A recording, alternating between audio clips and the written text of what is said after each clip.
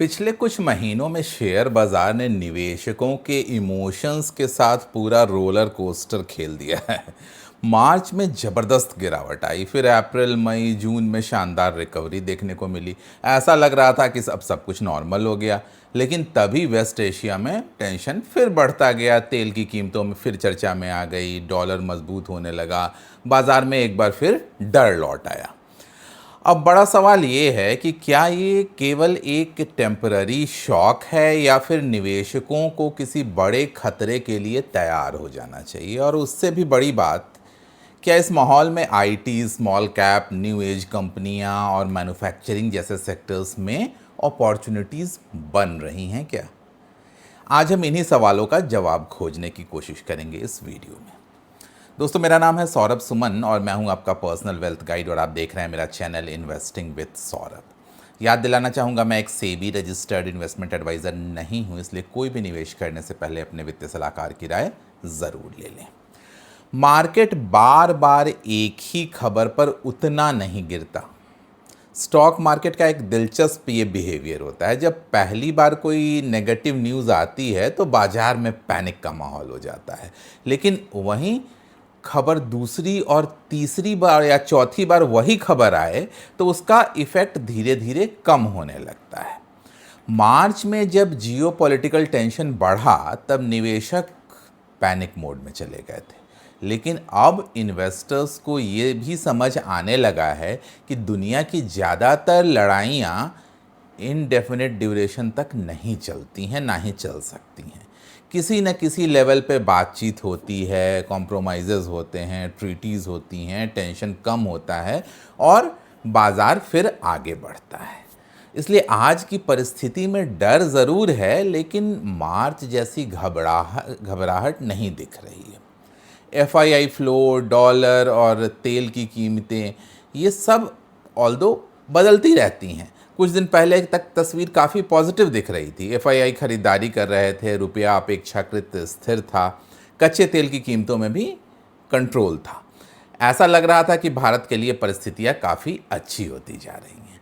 लेकिन geopolitical tensions ने इस पूरी घटना को थोड़े समय के लिए रोक दिया और यही कारण है कि बाज़ार में अब एक तरह का वेट एंड वॉच मोड दिखाई दे रहा है। अब निवेशकों को समझना होगा कि कई बार बाज़ार की सबसे बड़ी दुश्मन बुरी खबर नहीं बल्कि अनिश्चितता होती है। निवेशक आजकल बहुत दुखी रहते हैं और ये शायद बाजार की सबसे महत्वपूर्ण चर्चा है। पिछले कुछ वर्षों में भारतीय बाजार ने लंबी अवधि के निवेशकों को बहुत अच्छे रिटर्न नहीं दिए, 2024 से लेकर अभी तक। और सोशल मीडिया पर आप देख लीजिए, हर जगह आपको शिकायतें दिखाई देंगी। किसी को लगता है कि उसका स्टॉक नहीं चला, किसी को लगता है कि किसी दूसरे देश का बाज़ार ज़्यादा बढ़ रहा है, किसी को लगता है कि उसने सही अपॉर्चुनिटी मिस कर दी। यानी कई बार समस्या बाज़ार की नहीं होती है, समस्या हमारी कंपैरिजन करने की आदत की होती है। अगर आपका पोर्टफोलियो 15% बढ़ा और किसी दूसरे का पोर्टफोलियो 40% बढ़ गया तो अचानक आपको अपना 15% भी कम लगने लगता है। और यही इन्वेस्टमेंट की सबसे बड़ा साइकोलॉजिकल चैलेंज है। कॉन्ट्रेरियन इन्वेस्टिंग का असली मतलब क्या है? आजकल हर कोई खुद को कॉन्ट्रेरियन इन्वेस्टर बताना चाहता है, लेकिन वास्तव में कॉन्ट्रेरियन इन्वेस्टिंग का अर्थ क्या सिर्फ वो स्टॉक खरीद लेना है जिसे बाकी लोग लाइक नहीं कर रहे हैं? ये ज़रूरी नहीं है। सच्चा कॉन्ट्रेरियन इन्वेस्टर उन स्टॉक्स में इन्वेस्ट करता है या तब करता है जब बाज़ार किसी सेक्टर को पूरी तरह नकार चुका होता है, लेकिन उसके फंडामेंटल्स अभी भी मजबूत बने हुए होते हैं। लेकिन यहाँ पर एक इम्पॉर्टेंट डिफरेंस समझना ज़रूरी होगा। दो तरह की अनसर्टेनिटीज़ होती हैं। पहली, मार्केट अनसर्टेनिटी, जैसे फॉर एग्जांपल अचानक से ब्याज दरें बढ़ गई, चुनाव के परिणाम आ गए नेगेटिव, या फिर इंटरनेशनल क्रूड ऑयल प्राइस महंगा हो गया, या फिर एफआईआईज बेचने लगे। ये सारी मार्केट लिंक्ड अनसर्टेनिटीज़ हैं।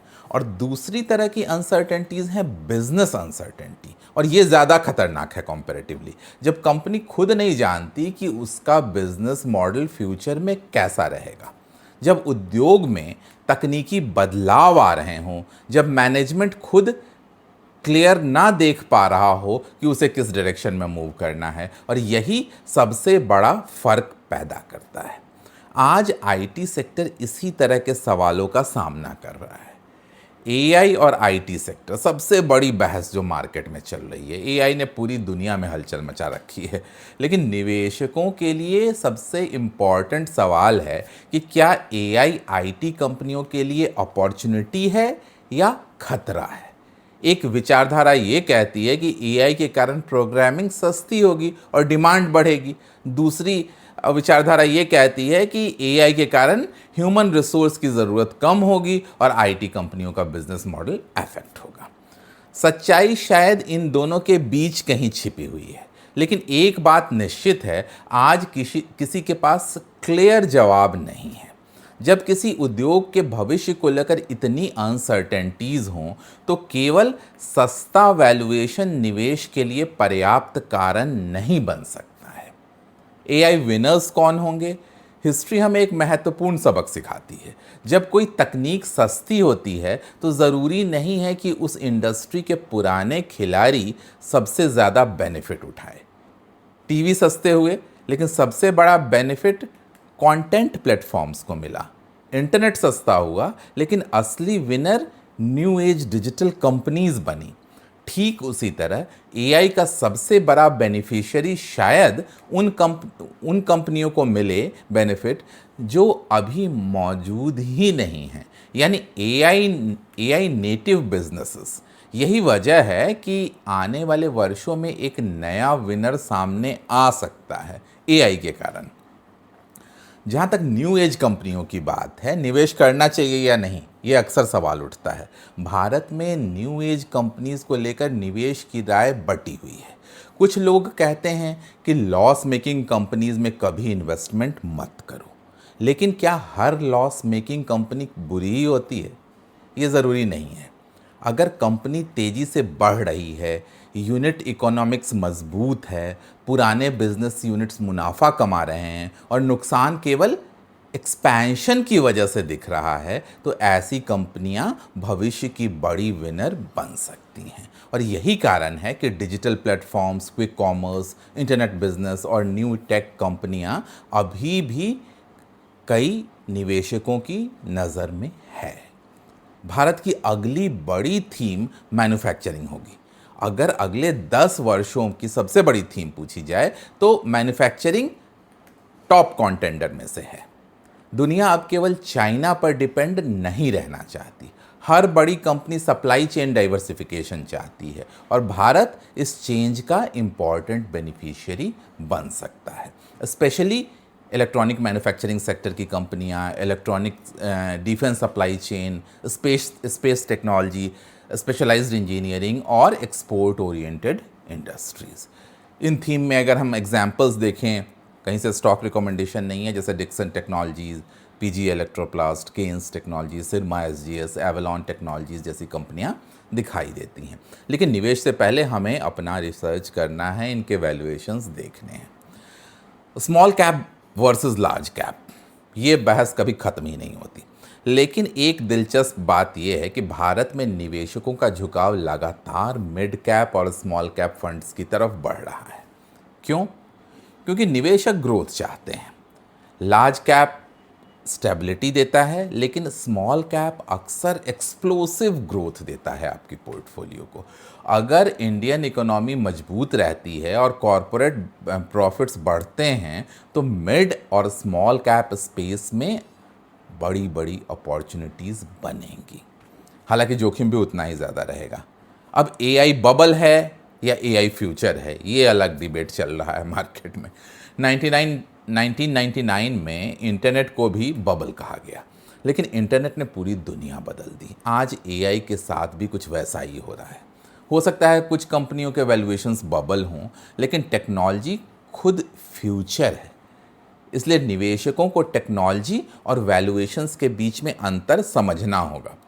इन्वेस्टर्स के लिए सबसे बड़ा सबक ये है कि अक्सर बाज़ार गिरने के बाद हम उसका कारण ढूंढने लगते हैं और बाज़ार बढ़ने के बाद भी उसका कारण ढूंढने लगते हैं। लेकिन सच ये है कि कई बार हम कहानी बाद में बनाते हैं। पहले कीमतें बदलती हैं, फिर उसके लिए लॉजिक ढूंढे जाते हैं, कारण ढूंढे जाते हैं। और यही कारण है कि सक्सेसफुल इन्वेस्टर हर दिन आने वाली नई कहानियों से अफेक्ट नहीं होता है।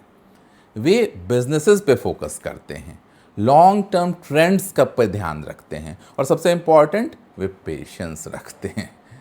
तो आज की सबसे बड़ी सीख ये है कि फियर हमेशा रहेगा मार्केट में, अनसर्टेनिटीज़ भी हमेशा रहेगी, ये सब चलता रहेगा। ये जो हमारे बैकग्राउंड में अभी चल रहा है वो हमेशा चलता रहेगा। नई टेक्नोलॉजी हमेशा पुराने बिजनेस मॉडल को चैलेंज करेगी, लेकिन हर संकट के भीतर अवसर भी छिपा होता है। एआई बहुत बड़ी अपॉर्चुनिटी है, मैन्युफैक्चरिंग भी उतनी ही बड़ी अपॉर्चुनिटी है, और न्यू एज बिजनेसेस भी बड़ी अपॉर्चुनिटी दिखा रहे हैं। और भारत की लॉन्ग टर्म ग्रोथ स्टोरी अभी भी ख़त्म नहीं हुई है। सवाल सिर्फ इतना है कि क्या आप ये नॉइज़ सुनते रहेंगे या इस नॉइज़ के बीच में अपॉर्चुनिटी ढूंढेंगे। आप क्या अपॉर्चुनिटी ढूंढ रहे हैं? कौन कौन सी अपॉर्चुनिटी मिल रही है आपको? कमेंट बॉक्स में लिखकर बताना, फिर हम सब साथ में मिलकर इसे डिस्कस करेंगे। अगले 5 साल के लिए आपका सबसे पसंदीदा सेक्टर कौन सा है प्रेजेंट इन्वेस्टमेंट के लिए? आईटी, मैन्युफैक्चरिंग, बैंकिंग, डिफेंस या न्यू एज टेक? इन पांचों में से आप कौन कौन से सेक्टर्स को चुन रहे हो? कमेंट बॉक्स में लिखकर ज़रूर बताना। जल्दी ही मिलेंगे ऐसे किसी नए वीडियो के साथ। तब तक सौरभ सुमन साइनिंग ऑफ।